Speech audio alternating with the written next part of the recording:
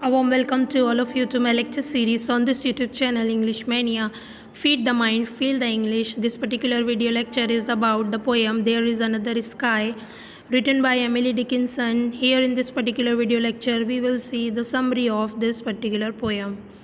Now let's see this poem. There Is Another Sky by Emily Dickinson is a Petrarchan sonnet.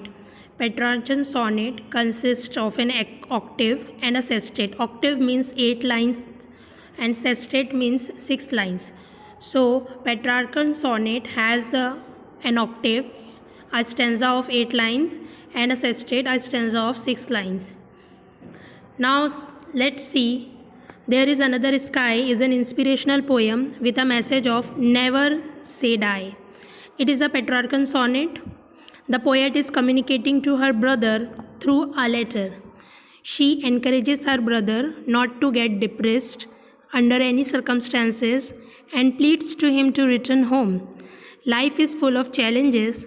One can tackle the challenges with a positive attitude. The poem ends on an optimistic note.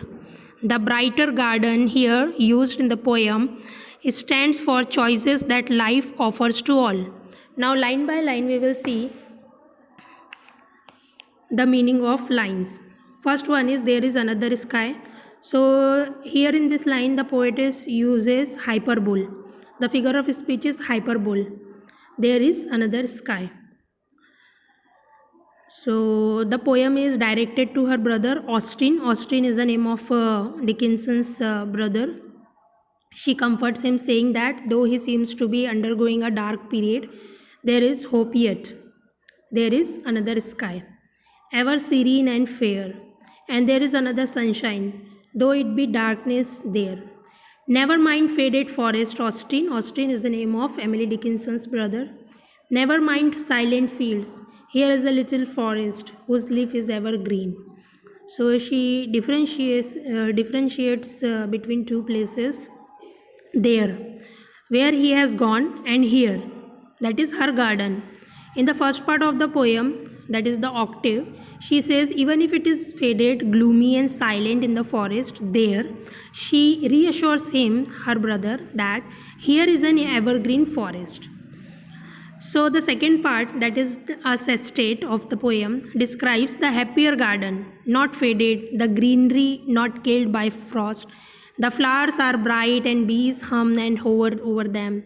She pleads with her brother Austin to return to the brighter garden, that is her garden.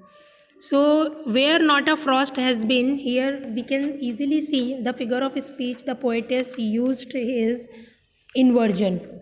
Okay, and it must be where a frost has not been. And in the last line, in the last stanza, we can see into my garden come. Okay, the last line, into my garden come. Here also Emily Dickinson uses inversion because it must be come into my garden. Like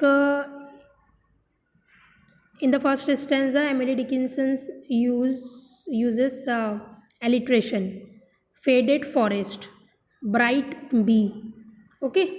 So here, and there is another sky is an example of hyperbole. So that's all about the poem There Is Another Sky. If you have any question, you can ask me in the comment box of this video. Thank you so much.